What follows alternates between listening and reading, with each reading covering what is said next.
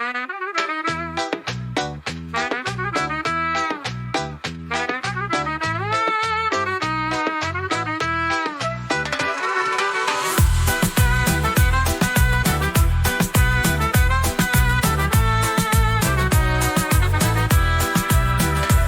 entra de nouveau dans la synagogue. Il y avait là un homme dont la main était atrophiée. On observait Jésus pour voir s'il le guérirait le jour du sabbat. C'était afin de pouvoir l'accuser. Il dit à l'homme qui avait la main atrophiée: lève-toi, viens au milieu. Et s'adressant aux autres: est-il permis le jour du sabbat de faire le bien ou de faire le mal, de sauver une vie ou de tuer? Mais eux se taisaient, alors promenant sur eux un regard de colère, navré de l'endurcissement de leur cœur.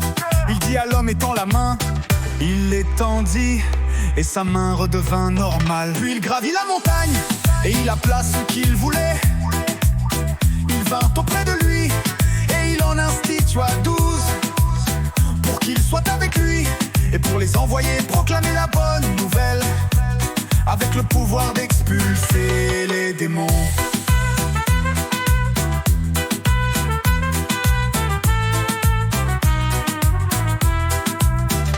Il établit les 12, Pierre qu'il nomma Simon, Jacques, fils de Zébédée, et Jean le frère de Jacques. Il leur donna le nom de fils du tonnerre: André, Philippe, Barthélemy, Matthieu, Thomas, Jacques, fils d'Alphée, Thaddée, Simon le Zélote et Judas Iscariote, celui-là même qui le livra.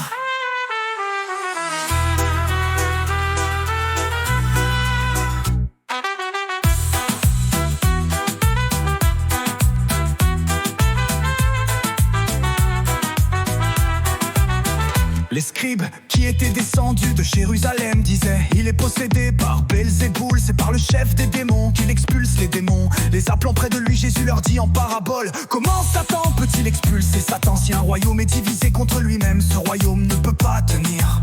Si les gens d'une même maison se divisent entre eux, ces gens ne pourront pas tenir. Si Satan s'est dressé contre lui-même, s'il est divisé, il ne peut pas tenir, c'en est fini de lui. Mais personne ne peut entrer dans la maison d'un homme fort et piler ses biens s'il ne l'a d'abord ligoté. Alors seulement il pilera sa maison. Puis il gravit la montagne et il appela ceux qu'il voulait.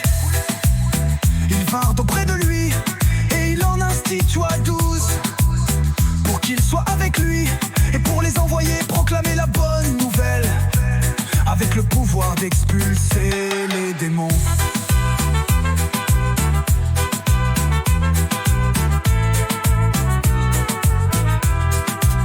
Amen, je vous le dis, tout sera pardonné aux enfants des hommes, leurs péchés et les blasphèmes qu'ils auront proférés. Mais si quelqu'un blasphème contre l'Esprit Saint, il n'aura jamais de pardon, il est coupable d'un péché pour toujours. Jésus parla ainsi parce qu'ils avaient dit: il est possédé par un esprit impur. Il gravit la montagne, appela ceux qu'il voulait,